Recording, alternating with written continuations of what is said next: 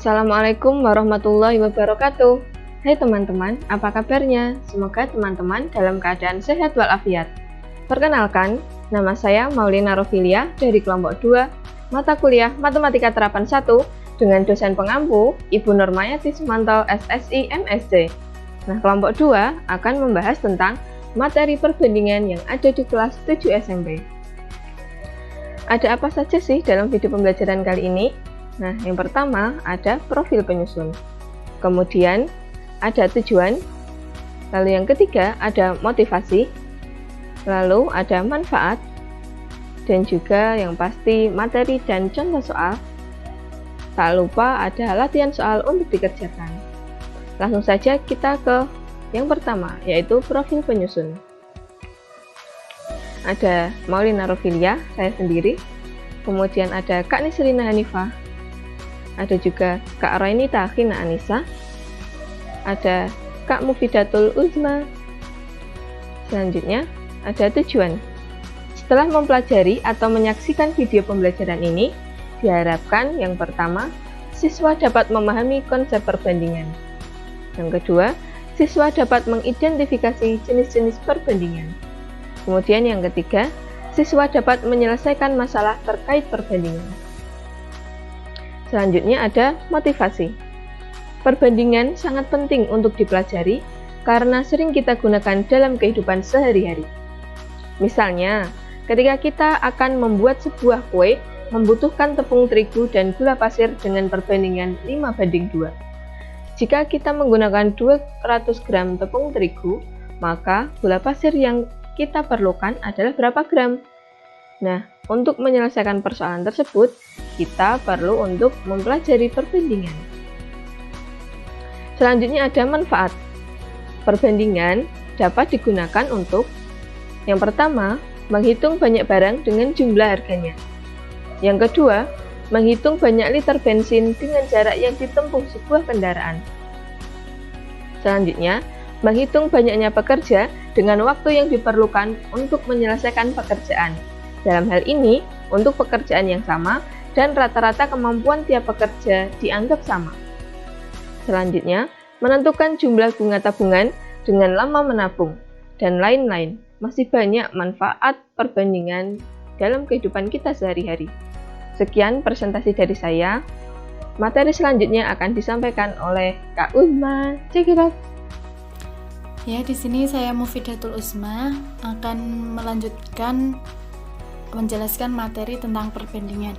Nah, pengertian perbandingan sendiri merupakan hubungan antara ukuran-ukuran atau nilai-nilai dua atau lebih objek dalam satu kumpulan. Nah, di sini terdapat rasio. Rasio adalah suatu bilangan yang digunakan untuk menyatakan sebuah perbandingan ukuran atau nilai dari dua atau lebih objek. Kemudian contoh di sini terdapat sebuah contoh, yaitu uang Rini 16.000 dan uang Reno itu 8.000. Bandingkan uang Rini terhadap uang Reno dan sebaliknya berdasarkan selisih dan perbandingan. Nah, jawabannya berdasarkan selisih itu uang Rini, uang Reno selisihnya 8.000. Jadi uang Rini lebih 8.000 dari uang Reno, atau uang Reno 8.000 kurangnya dari uang Rini. Kemudian berdasarkan pembagian atau perbandingan, uang Rini banding uang Reno itu perbandingannya yaitu 2:1 atau sebaliknya.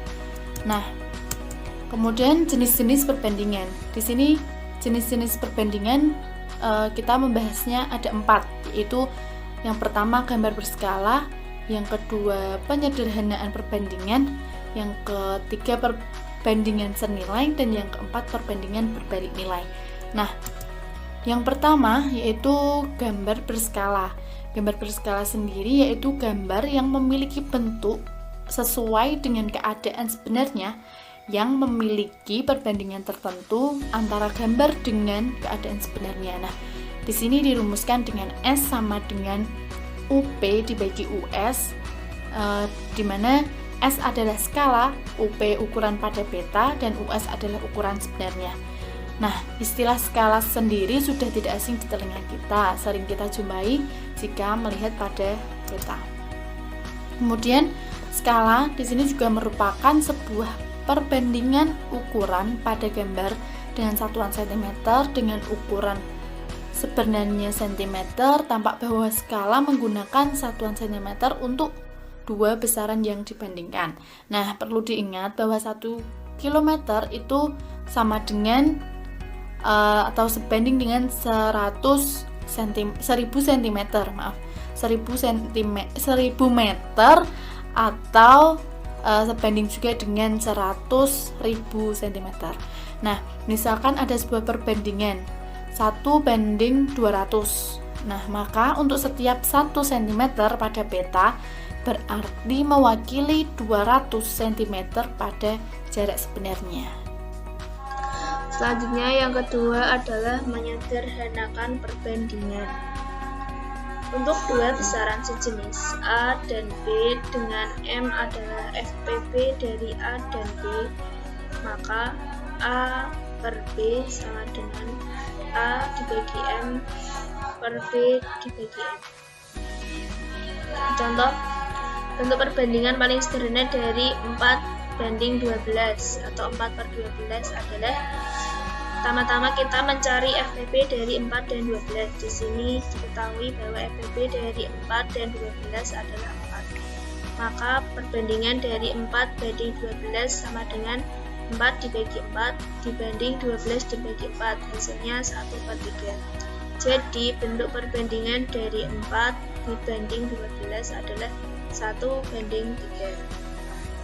Bentuk sederhananya adalah 1:3. Yang ketiga adalah perbandingan senilai.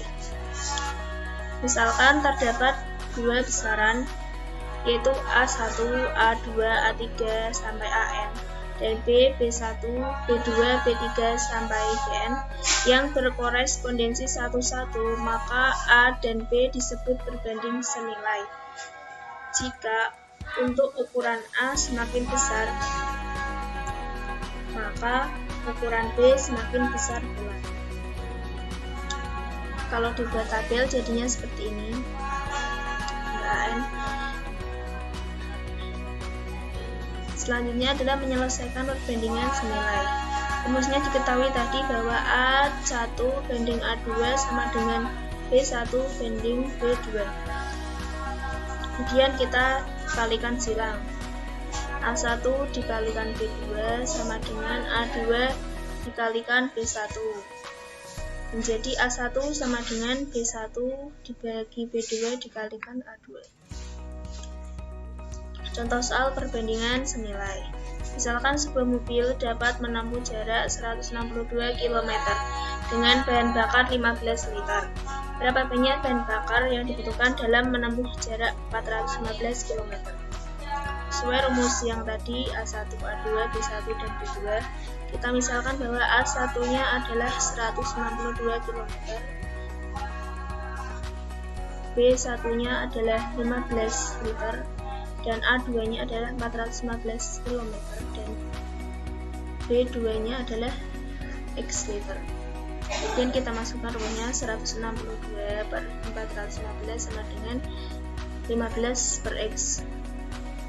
Ini A1, A2, B1, dan B2. Dan kita kalikan silang 162/415, ini kita kalikan silang 162X sama dengan 415 dikalikan 15. X sama dengan 415 dikalikan 15 dibagi 162. Menjadi X sama dengan 38,4 liter. Jadi untuk menempuh jarak 415 km diperlukan bahan bakar sebanyak 38,4 liter. Perkenalkan, nama saya Nisrina Hanifah. Saya akan melanjutkan presentasi dari teman-teman saya. Nah, saya di sini akan menjelaskan mengenai perbandingan berbalik nilai. Nah, tadi kan sudah dijelaskan mengenai perbandingan yang senilai, yaitu persamaannya A1 per A2 sama dengan B1 per B2. Namun untuk yang perbandingan berbalik nilai itu A1 per A2 sama dengan B2 per B1. Nah, jadi terbalik untuk persamaannya. Nah, untuk perbandingan berbalik nilai, misal terdapat dua besaran A yaitu A1 sampai dengan A ke N dan B sama dengan B1 sampai dengan ke N yang berkorespondensi satu-satu, maka A dan B disebut berbalik nilai jika untuk ukuran A semakin besar dan ukuran B semakin kecil. Kemudian untuk menyelesaikan perbandingan berbalik nilai, nah tadi sudah saya jelaskan di awal, A1 per A2 sama dengan B2 per B1, yaitu berbalik dengan perbandingan yang senilai. Nah, untuk hasil kalinya kita tinggal kalikan silang saja menjadi A1 dikali B1 sama dengan A2 dikalikan B2. Nah, untuk mencari A1 nya sendiri kita bisa menghitung B2 dibagi dengan B1 dikalikan dengan A2, atau kita bisa menggunakan A1 sama dengan A2 kali B2 dibagi dengan B1, itu sama saja. Nanti tinggal kita mau cari yang A1, A2, B1 atau B2, kita tinggal kemudian untuk yang contoh soalnya kita langsung saja masuk ya. Ada seorang peternak mempunyai persediaan makanan untuk 20 ekor kambing selama 18 hari. Kemudian peternak membeli 4 ekor lagi. Berapa lama persediaan itu akan habis? Nah, jadi di sini peternak itu mempunyai 20 ekor kambing dan mempunyai persediaan makanan. Nah, jika untuk 20 ekor kambing itu akan habis selama 18 hari. Namun jika kambingnya itu ditambah 4 ekor lagi, berapa lama persediaan makanan itu akan habis? Nah, di sini untuk A1-nya itu sama dengan 20, A2-nya itu sama dengan 24, kemudian B2-nya itu sama dengan X dan B1-nya itu sama dengan 18. Nah, langsung saja kita substitusikan ke dalam rumus tadi yang sudah kita bahas, menjadi 24X sama dengan 20 dikalikan 18. Nah, X sama dengan 20 dikalikan 18 dibagi dengan 24. Nah, X sehingga X sama dengan 15. Jadi, jika menambah ternak 4 ekor, maka persediaan makanan akan habis. Jadi, maksudnya di sini adalah jika A semakin tinggi, maka B semakin tinggi pula. Namun, untuk perbandingan yang berbalik nilai, jika A semakin tinggi, maka B semakin rendah. Begitu pula sebaliknya. Jika A semakin rendah, maka B semakin tinggi. Nah, itu inti dari perbandingan yang senilai dan perbandingan yang berbalik nilai.